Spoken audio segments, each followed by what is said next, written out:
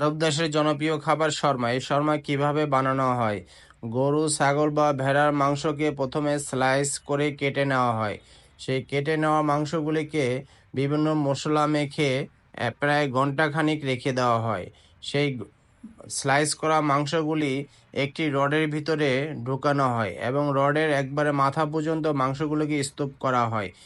পরে বাড়তি মাংসগুলি সুন্দরভাবে সাইড থেকে কেটে এটে স্কোয়ারের মতো একটি মাংসের স্তূপ তৈরি করে।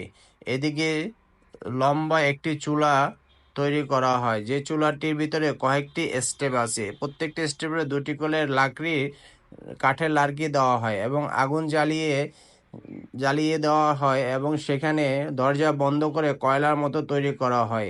তারপর মাংসের স্তূপটাকে লোহার শিকটা এনে আগুনের পাশাপাশি সেটাকে বসিয়ে দেওয়া হয়। এক সাইড মাংস হয়ে গেলে সেখান থেকে মাংসগুলি কেটে নেওয়া হয় এবং ঘুরিয়ে অন্য সাইড আবার মাংসগুলি সিদ্ধ হওয়ার জন্য দেওয়া হয়। এভাবেই মাংস তৈরি করে আরব দেশেরা এই শর্মার মাংস বিশেষ করে রুটি এবং বার্গার শর্মা দিয়ে খাওয়া হয়। জন্য প্রথমে তারা বার্গারের জন্য রুটি আলাদা বানানো হয় এবং শর্মার জন্য রুটি আলাদা বানানো হয়।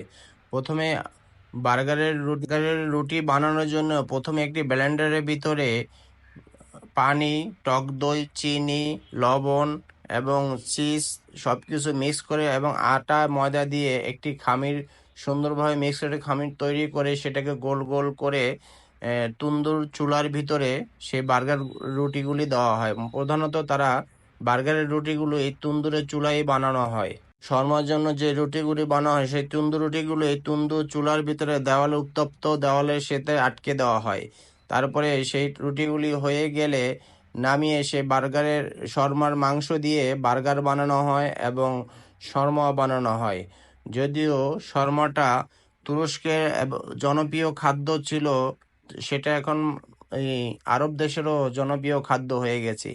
প্রথমে শর্মা তৈরি করে তুরস্কেটি স্ট্রিট ফুড হিসাবে বেশি জনপ্রিয়তা পেয়েছে এবং ওসমানী সাম্রাজ্য থেকেই এই শর্মা তৈরি করে তুরস্করা খেয়ে থাকে এবং এই শর্মার তুরস্কের আশেপাশের কিছু দেশ যেমন উজবেকিস্তানও এই শর্মা খুব জনপ্রিয়। পাকিস্তান এবং তুরস্কের কিছু রেস্টুরেন্টে শর্মা এবং বার্গারের সাথে একটি পানীয় পাওয়া যায়, যেটি হচ্ছে আয়রন পানি নামে পরিচিত। এটি টক দই এবং লবণ দিয়ে ঠান্ডাভাবে পরিবেশন করা হয়। প্রিয় দর্শক, ভিডিওটা যদি ভালো লাগে একটি লাইক কমেন্ট করে দিবেন। ভালো না লাগে দেখতে থাকুন, দেখতে দেখতে ভালো লাগা ভালোবাসা হয়ে যাবে। আসসালামু আলাইকুম। আরো সুন্দর সুন্দর ভিডিও পেতে ভিডিওটি শেয়ার দিয়ে অন্যজনকে দেখার সুযোগ করে দিন।